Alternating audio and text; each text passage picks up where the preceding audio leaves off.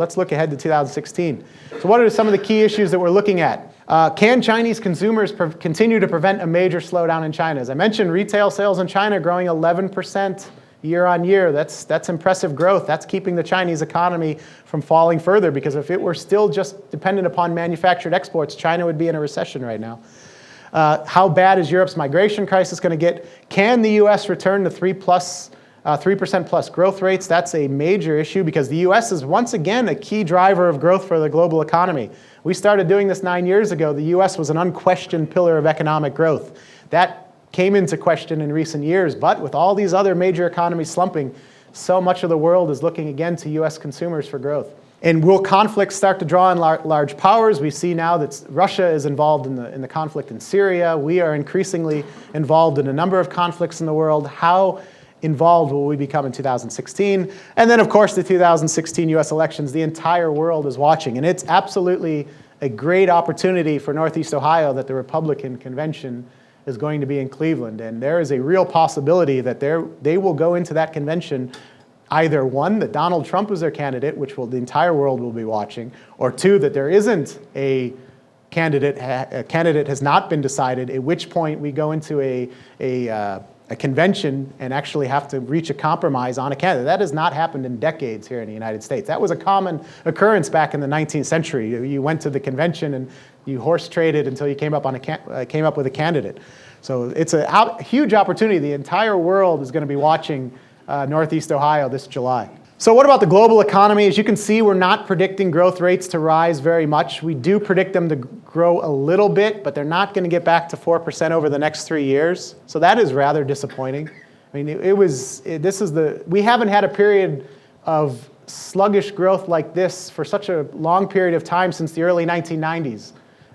In the early 90s, we had 4 years of growth that averaged about 2.7, 2.8. So we're a little bit better than that. But over the 20 years after that, we had sustained growth that was in excess of what you're seeing here. So you're not looking for very significant growth from the global economy over the next few years. As far as the U.S. recovery is concerned, we expect growth actually to get around 3%. We are a little bit above the forecast there. The typical forecast for next year is about 2.4, 2.5. If you look at the IMF, I think they have us at 2.4. The World Bank's at also 2.5. I personally think we're going to see a little better numbers from the consumers in 2016. Our export sector is going to continue to hurt. But nevertheless, I think the consumer side is going to be a little stronger than people are anticipating at the moment. And we're going to get to around 3% growth and hold that for a short period. There is not going to be a recession over the near term here in the U.S. I've heard some people, some Dr. Dooms out there starting to say that things are looking worse. It's not the case. I think there is an opportunity on the domestic side for significant growth still, particularly among consumers, but also among businesses. Just on the export side, that'll hold us back from getting to the growth levels where we were prior to the crisis, or certainly prior to the coming of the 21st century. As far as Europe's concerned, growth will get to close to 2%, but it's not going to get above it. That's due primarily to the fact that domestic demand in Europe remains pretty weak. It's improved a little bit in recent months, but it's definitely on the weak side. And then continental Europe, countries like France and Italy will continue to record any significant growth. Germany is slowing slightly. Germany had a major lead in terms of export competitiveness against the other European economies, and that's why it did pretty well. That lead has been narrowed in recent years. Countries like Spain have done a good job of enacting reforms that have boosted their competitiveness. So German growth probably will slow a little bit in the years ahead. Japan will continue to struggle. Japan's growth will be minimal at best. As you've seen me talk about before, their demographic situation is dire. The country's population shrinks by at least 500,000 every year. The working age and consumer age population is declining rapidly. It's an aging society. So domestic demand in Japan is very small, and their export competitiveness, even with the yen having been depreciated a couple years ago, remains rather weak. There could be another devaluation of the yen coming in the next few months as the government there looks to try and boost growth again, but nevertheless, growth rates will remain anemic. And as I mentioned, there's a gap between the New World developed economies and the Old World developed economies. You're going to see consistent growth in countries like the US, Canada, Australia, New Zealand on one side, whereas Europe and Japan on the other will be hit with have to suffer through much lower rates of growth. So what about China? How far is China going to slow? You can see we're predicting growth there to slow to less than 6% over the next 3 years. That's in line with pretty much everybody else forecast right now. We're looking at about 6.1% growth this year, so that's a significant slowdown. These are official growth rates, of course, but again, the consumers in China, there's a lot of money to spend. Chinese companies have a lot of money to invest. We expect them to start to do that at an increasing level in the coming years. So growth is not going to just collapse in China. Absolutely not. But the manufacturing sector is going to continue to get hit. Their export competitiveness is falling. We're seeing low-cost manufacturing moving to places like Vietnam, increasingly to India. Those countries that can build the infrastructure to support the manufacturing sector will benefit from this loss of export competitiveness in China. And one is, for example, Mexico. Mexico should have attracted much more manufacturing investment than it did. But in the 1990s, China had it was cheaper to produce something in China and ship it to the United States than it was to produce it in northern Mexico and ship it to the United States. So how fast can India grow? We don't think India's economy is able to achieve sustained 10% growth. It touched 10% one year in 2010, but the reality is because it's so dependent upon its consumer market and its service sector, that growth levels are pretty much going to hit a ceiling at about 8%. In order to get to 10%, India needs to develop a manufacturing sector that's focused on export markets, just like China did. But they need to invest about $250 billion in their infrastructure, at least, to achieve that, to make them competitive, and that's going to take a lot of time. So for India to get to that China-like level of growth, it's going to take a long time. And don't sit here and think that India is going to replace China as your #1 growth market. Keep in mind, the Indian economy today is just the same size as Italy's economy. So it's not a huge economy. It's a huge population, 1.2 billion people. But in terms of economic output, it's still only number 9 in the world right now. That'll change as we go forward. And keep in mind, like for example, China, we talk about it grew 6.9%. That contributed more growth to the global economy than when they grew 14% in 2007. Because of that growth over time, the Chinese economy is that much larger. So India has a long way to go before it can contribute the type of growth for the global economy that China's been doing. So where's the growth going to be in emerging markets? One simple answer, Asia. The Asian emerging markets, they've slowed somewhat, but they haven't slowed dramatically like most of the rest of the world. Why is that? Because they're rapidly growing middle classes there. Consumer spending is continuing to grow at a healthy pace. So we're looking at 6% growth rates for most of the large emerging markets there. And keep in mind, you have 1.3 billion potential consumers in China, 1.2 billion in India, and 660 million in Southeast Asia. That's 2 United States in Southeast Asia. So we're talking vast numbers of people. Almost half the world's population is now in Asia. Well, it is half if you include the Middle East and all. Unfortunately, outside of Asia, the near-term outlook for many emerging markets looks bleak. You can see Venezuela continuing to struggle, Brazil, Latin America as a whole. The South American economy shrank as a whole in 2015. So it's been a really tough period for Latin America. If you do business there, you've probably encountered that. Central and East Europe, Central European economies have recovered somewhat, but East European economies will continue to struggle, Russia and Ukraine in particular. Russia's recession will continue at least until the latter part of this year. Sanctions will probably be lifted, at least the European part of the sanctions will be lifted on Russia this year at some point. But the fall in oil prices continues to devastate the economy. Russia needs they need the oil price to be now $142 a barrel just to balance their budget. It's obviously not at $142 a barrel. As I mentioned, we have the BRIC economies. The BRICS, they included South Africa, but South Africa really doesn't belong there. It's who are the next emerging markets to come about. And it's a lot of these, the ones we've been talking about, Mexico, Indonesia, Turkey. Unfortunately, a lot of them are struggling right now. So the successors to the BRICS are just not generating the type of growth rates that many would have hoped for just a couple of years ago. So as far as trade and investment, we do expect investment levels to increase. As I mentioned, there is a lot of money in the US and China right now that should be being invested in cheap assets around the world. The fall in currencies around the world has presented a huge opportunity for US and Chinese companies to make strategic acquisitions. We expect them to start doing so.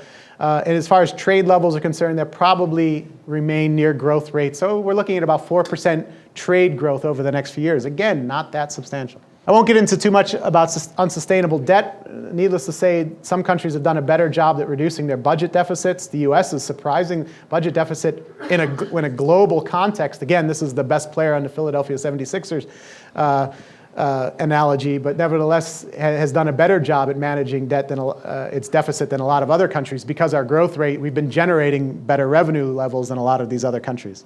The changing oil and gas industry, that chart there you're familiar with, the rise of the US as a major oil producer. The oil price has fallen dramatically, and we've seen that. It's fallen again this year, and there are a couple of reasons for that. There are two reasons right there. First of all, US production hasn't fallen by anywhere near the level the Saudis hoped when they pushed this oil price downwards in the middle of 2014. The Saudis did this with three intentions. One was to harm the shale and the oil sands industry in North America, one. Two, they wanted to harm Russia because Russia was backing the Assad government in Syria, and as I mentioned, they need $142 a barrel prices to balance their budget. And three was to hurt Iran, because that is their major geopolitical rival and religious rival in the region. So those were their three intentions. They've certainly hurt Russia. I mean, the fall in oil prices has devastated Russia. They hurt Iran, but it didn't have the long-term implications they hoped because we have Iran sanctions have been lifted. They're starting to export oil again. And here, look at the production levels in the US. They haven't fallen that far. That is not what the Saudis expected when they initiated this fall in oil prices 19 months ago. They expected production here to go down much more substantially than it has. I mean, it's gone down a bit, but we're still at 9.2 million barrels of oil per day. That's substantial, and that's a lot higher than where we were just a couple years ago. It's not just the US. I mean, Iraq, even though that country is part of it is occupied by the Islamic State and other parts are in complete anarchy, their oil production levels have soared in recent months. So supply side continuing to go. And now we have Iran coming online. It's going to take a huge amount of investment in Iran's oil and gas industry to really get their production levels back. But Iraq and Iran traditionally are two of the top 5 oil producers in the world. They have huge supplies, and when things are going well, they can extract that oil very cheaply. So they're putting there's more and more oil coming on the market, even as the price has gone down.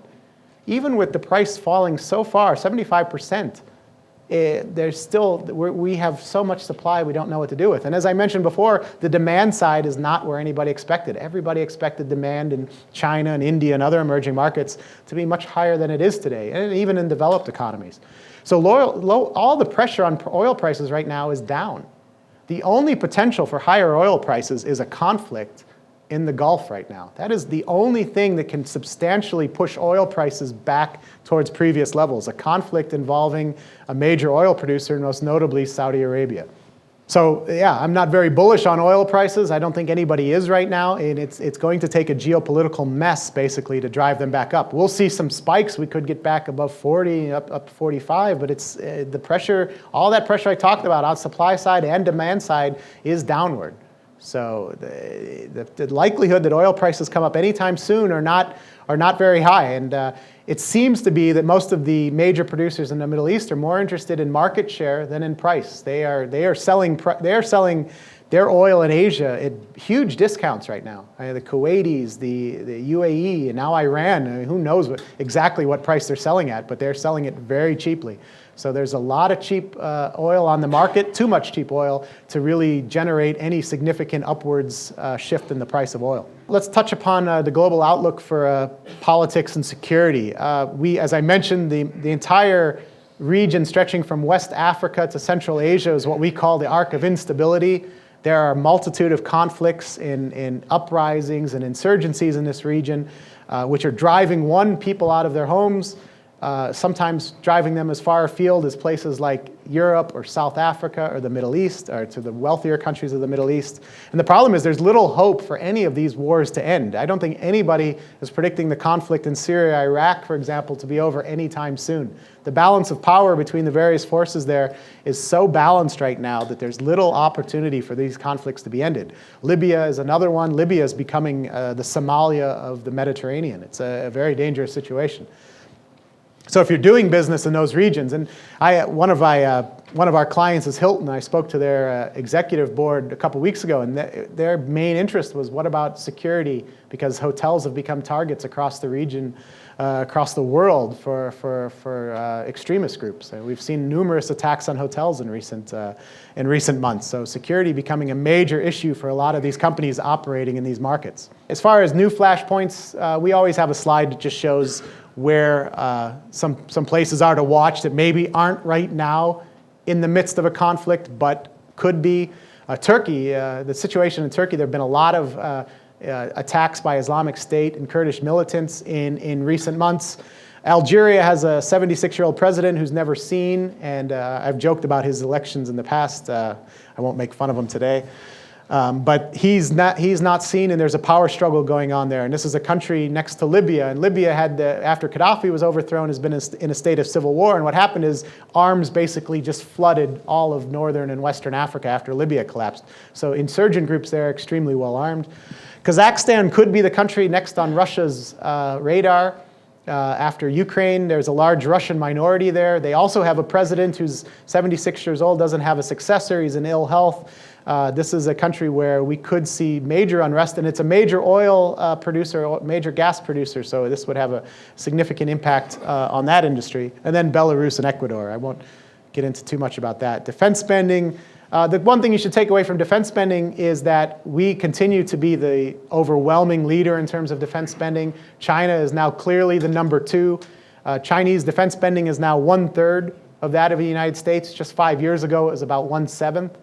So the gap has narrowed significantly. They have an aircraft carrier. It's a horrible aircraft carrier. It's an old Soviet-era aircraft carrier which can barely float. But they're building their own now.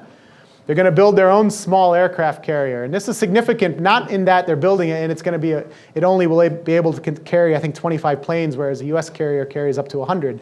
But the fact that they're doing it at home and they're learning how to do it and they're developing the technology to build such things. And over the long term, China's interest is protecting the sea lanes that allow oil to come to China, allow Chinese exports to be shipped abroad. That's something that the US is essentially doing right now. We protect the global trade lanes throughout the world, the US Navy specifically. The Chinese are looking to take that role in their nearby waters as soon as they possibly can. And that's a potential source of conflict between the US and China, as I mentioned, particularly in the South China Sea. It's a pretty quiet election year, at least outside of the United States.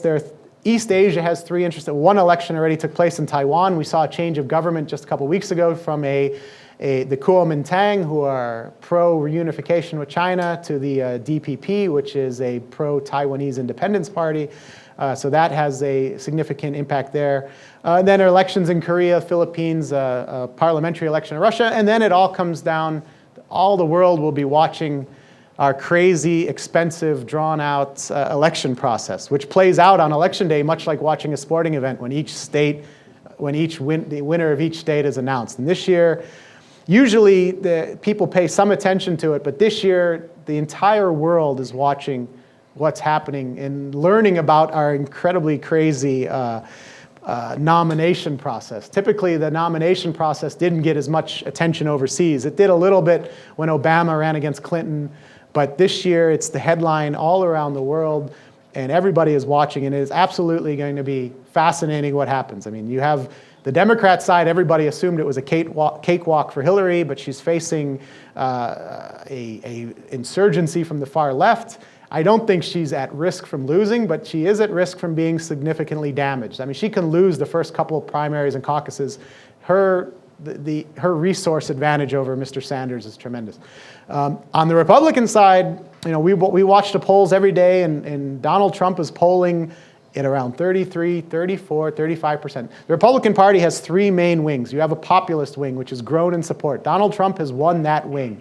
You have the social conservative wing. It looks like Ted Cruz has won that wing. He's polling in the mid to low 20s. And it's the middle, the moderate wing, where the recent candidates have come from, where you have 4 or 5 candidates who refuse to back out. And they're commanding about 45% in the polls right now, but it's divided pretty equally among the different candidates.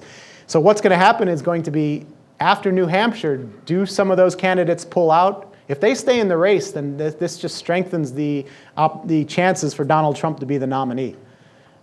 he is polling very well in those next states when you have your Super Tuesday in early March. If you look at some of the polls there, he's polling around 40%, particularly in many of the southern states. And a lot of the primaries and caucuses which are going to take place on that day, I think there's 16 or 20, something up there. He's polling, most of them are in the South, he's polling very well. So if the moderate wing of the Republican Party doesn't coalesce around a candidate in the early days of this nomination process, he is just going to go from strength to strength. Now, it's still unclear if he's going to have the nominees when they get to Cleveland to win the nomination, if he's going to have the delegates, excuse me. So we could go in with a lot of horse trading, but nobody, it seems to me, and it seems to most people, that none of the Republican establishment wants to work with Ted Cruz.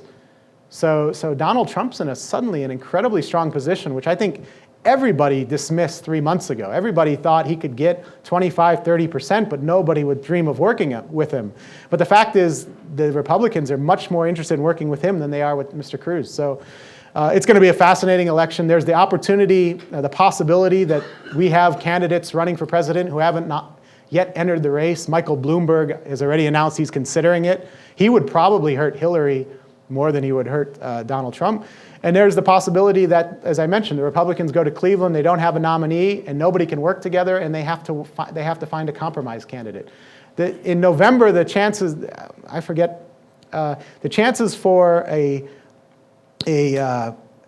going into the convention without a candidate were 10%. Today, there's something like 30, 35%. They're rising substantially.